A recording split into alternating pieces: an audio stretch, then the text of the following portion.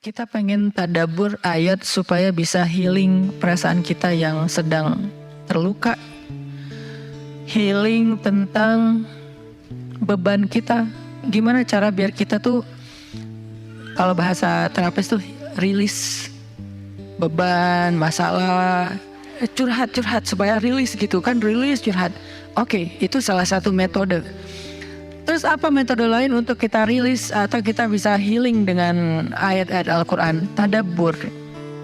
Jadi ada tafakkur, ada tadabbur, ada terapi.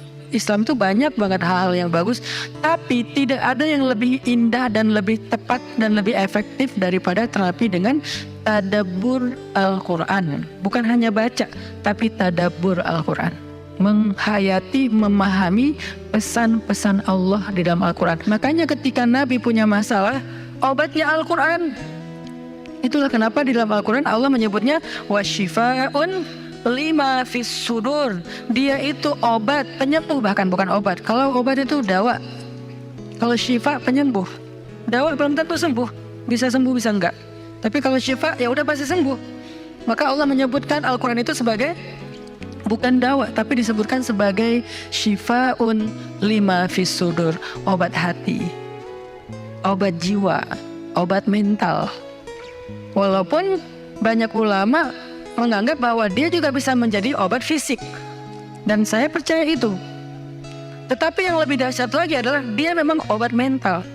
Pertanyaannya, bagaimana menjadikan Al-Quran sebagai syifa, healing? Ayat-ayatnya gimana cara kita mentadabburinya? Semua ayat sama, cuman yang membedakan satu dengan yang lain fadilahnya. Tapi semua sama-sama istimewa. Jadi nggak boleh ada satupun ayat yang kita anggap nggak penting. Alif Lam Mim, apa pentingnya ya? Nun, Qaf, Shad, satu huruf doang. Enggak, biasa aja. Sehingga kita ngerasa membaca ayat itu nggak terlalu istimewa. Sama, satu huruf pun itu istimewa di Al-Quran. Kan kata Nabi satu huruf seperti 10 kebaikan. Jadi kalau kita baca Nun, udah aja, alhamdulillah udah ngaji. 10 kebaikan loh itu. Tapi kalau udah tahu 10 kebaikan, ngapain satu huruf? Udah aja wal qalami wa ma yasturun, lanjut dong. Udah tahu tuh 10 kebaikan cuma satu huruf, sayang banget ya, karena ada waktu. Dan ketika membacanya jangan target saya harus cari waktu yang tepat nih buat baca Quran biar khatam 1 juz. Jangan cari waktu yang tepat, susah. Lama-lama sampai malam akhirnya nggak kebaca. Asal ada waktu baca aja dulu, dapat setengah halaman, dapat 2 baris, dapat 1 baris, pokoknya baca aja dulu. Jadi tadabbur, cara untuk bisa menjadikan Al-Quran sebagai syifa, tadabbur. Bagaimana dulu Nabi, sahabat, orang-orang solih mentadabburi Al-Quran?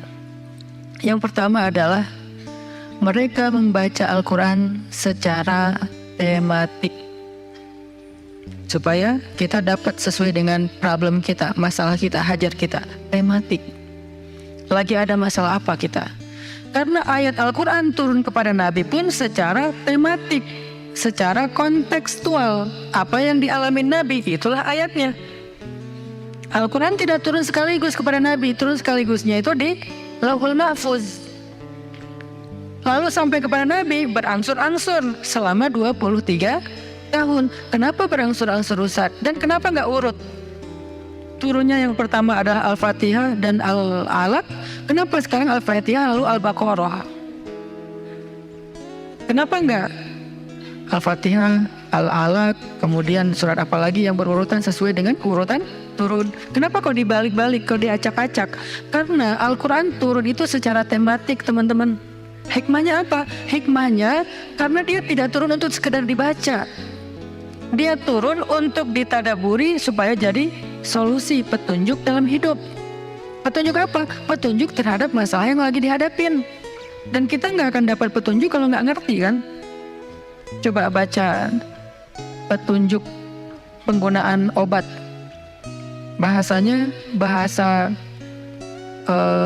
bahasa Thailand misalnya. Banyak kap-kapnya. Susah kan kita?